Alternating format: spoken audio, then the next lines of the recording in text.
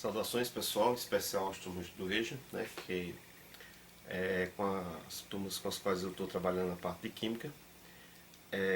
Infelizmente nós não podemos ter, antes dessa infeliz paralisação, aulas presenciais, e estamos tendo que suprir um pouco isso com essa questão das aulas virtuais, né? Então, veja bem, a atividade que eu propus na primeira semana, para quem pegou a parte para fazer escrita, era montar um texto a partir de uma pesquisa que você fizesse sobre os conhecimentos básicos da química, né? Como surgiu e tal. E na plataforma online havia um vídeo sobre essa questão do surgimento da química e tal, da alquimia, a química e a passar as ciências e tal, e 5 perguntas sobre esse vídeo. Então as questões que se põem na plataforma sempre seguem esse estilo. Vocês vão ter vídeos e perguntas sobre o vídeo, ou um texto e perguntas sobre o texto. Para vocês tentarem fazer aquilo que não conseguir, procure estar sempre colocando o porquê não conseguiu, se não conseguiu abrir o vídeo, ou não está entendendo, está no vídeo, no texto. E não deixar de dar esse feedback. A gente tem olhado que o acesso à plataforma tem sido pouco. Não sei se porque por impossibilidade, né? Cada um pode ter seus problemas não conseguir. E também tem sido pouco o que a gente está procurando na parte escrita, já que não pode estar acessando a plataforma. Então, vamos tentar ver se a gente consegue fazer um esforço melhor para suprir, diante essa problemática que a gente está sofrendo, um pouco disso. Então, o objetivo daquelas 5 questões que havia, que eu vou trabalhar com vocês ela aqui, a partir dessa primeira, ajuda a quem tem que montar o texto, ou a pessoa que não conseguiu responder as questões, né, que está com mais dúvidas e tal. A primeira era isso aqui, justamente o que é a química. Então, a química é uma ciência, né, ciência da natureza, porque o objeto de estudo dela está na natureza que nos cerca, né, tudo que nós fazemos parte. E o que a química estuda é a matéria. O objeto de estudo da química é a matéria. O que é que compõe essa matéria, o que é que forma essa matéria, né? Desde os átomos até as moléculas, os demais componentes, e as transmutações, ou seja, o que é a transmutação? A mudança dessa matéria, né? A mudança de você conseguir transformar uma determinada matéria em outra.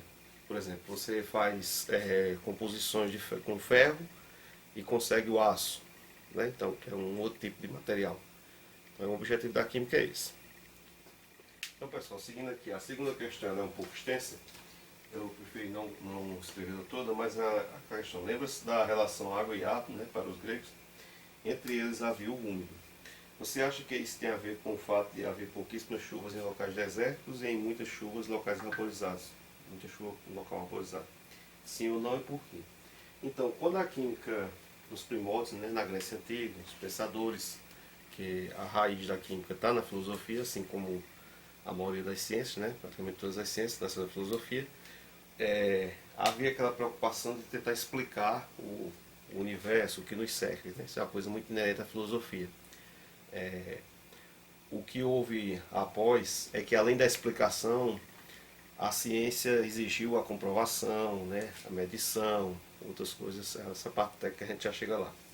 No início, quando a química estava mais para a alquimia, né, o que é a alquimia? Uma química mais primitiva, onde não havia tanta essa preocupação da prova, do experimento, como ocorreu do Renascimento para cá, né?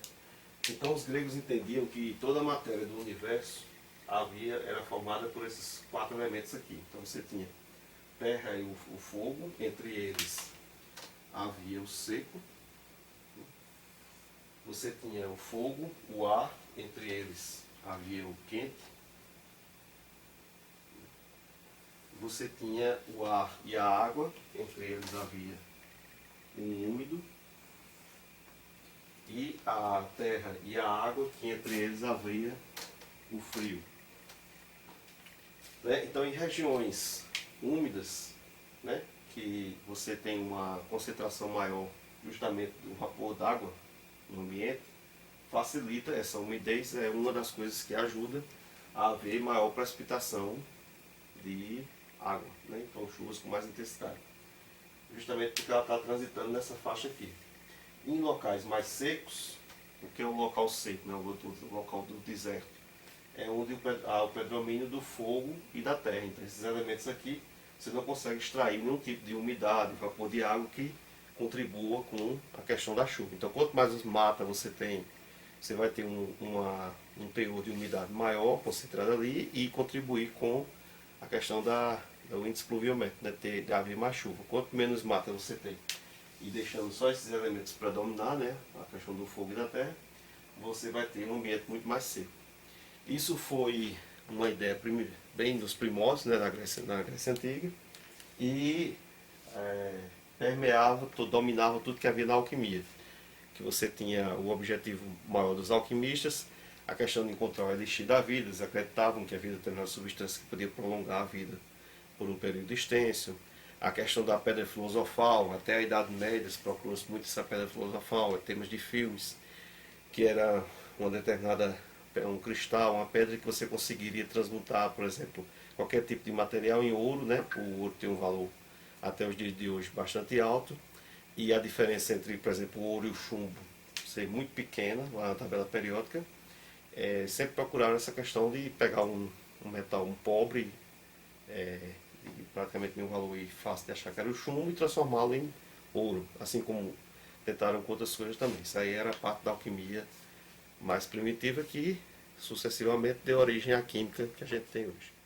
Então, pessoal, como eu estava dizendo, desde o período grego, né, na antiguidade, até a Idade Média, a alquimia predominava muito, que era essa parte química que não estava muito preocupada em comprovar os experimentos, em fazer a observação, fazer a análise, fazer os testes. Apenas tentava uma parte mais filosófica de explicar a matéria, explicar o que nos envolvia no universo, e essas questões de procurar o elixir, prolongar a vida, procurar a pedra filosofal, transformar metais e tal.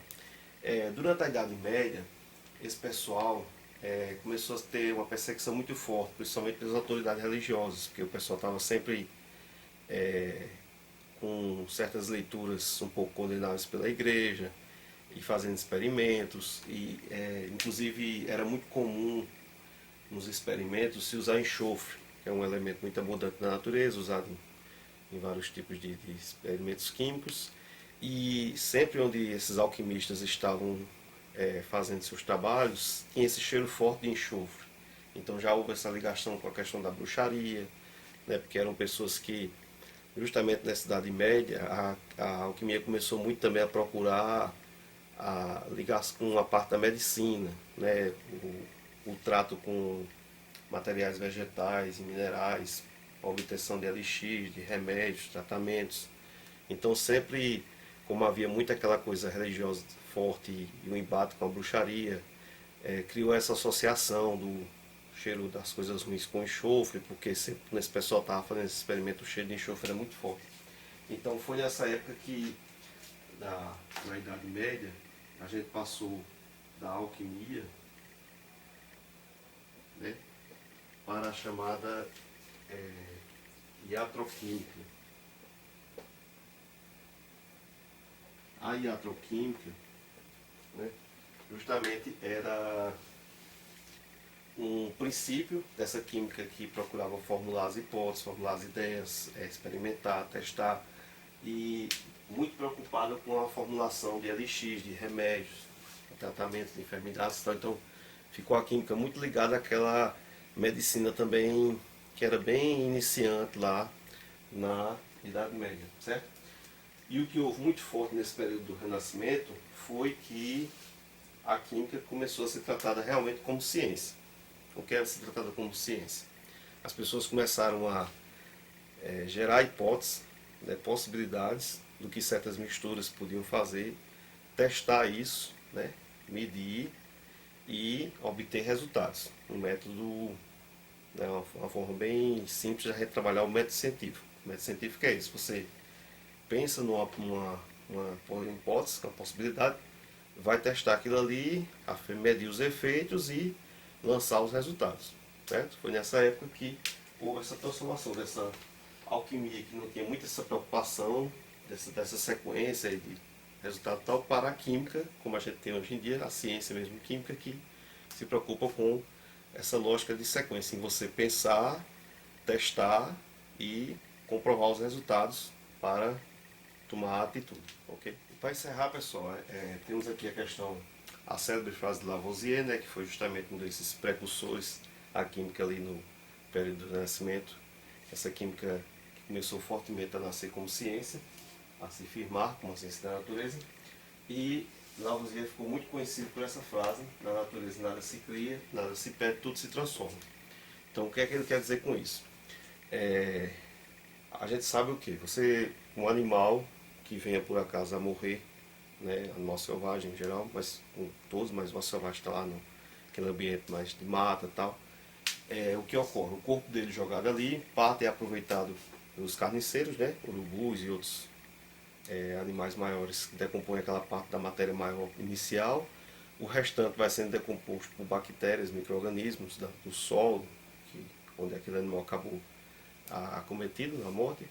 E aquela matéria, né, que antes formava aquele animal passou a se distribuir e se transformar ou vários outros elementos que serviram como adubo para o solo, alimentos para outros animais, né, a parte dos carniceiros e tal.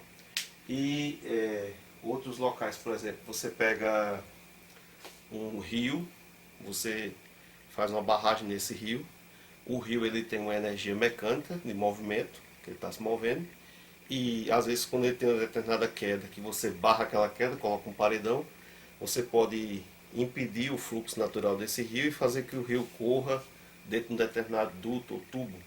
E nesse tubo você colocar um gerador. Então aquela energia mecânica do movimento do rio vai se transformar em energia elétrica. Esse é o princípio das hidrelétricas. É por isso que nem em todo canto você pode fazer hidrelétrica. Se o rio não tiver queda, for muito plano, é complicado você fazer a hidrelétrica, porque a barragem que você ia construir ia implicar num alagamento muito grande da região do rio está, nas margens.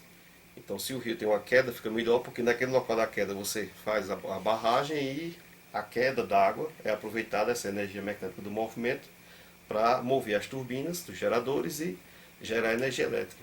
Você tem a pilha é formada por compostos químicos que, ao reagirem dentro da pilha, essa energia química vai gerar energia elétrica da bateria para mover algo. Então é aí onde está o princípio da ideia de Lavoisier, né, das revoluções que eu coloco aqui. E por último, a gente tem a parte da matéria, né? O que é a matéria?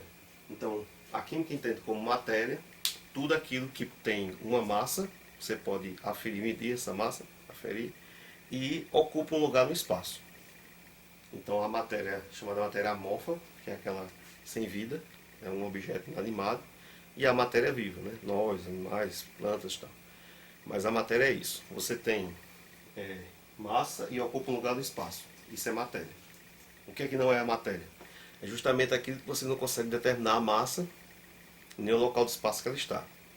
Ondas de rádio, né? Radiação, ondas sonoras, radiação eletromagnética, radiação infravermelha, certo? Ela existe aí, ela está aí no universo, mas ela não tem essa massa que você possa aferir e nem determinar esse local que ela está ocupando. A matéria é isso. Tem tudo que tem massa e ocupa um lugar no espaço. Muito obrigado. Paz e bênção a todos. Até a próxima.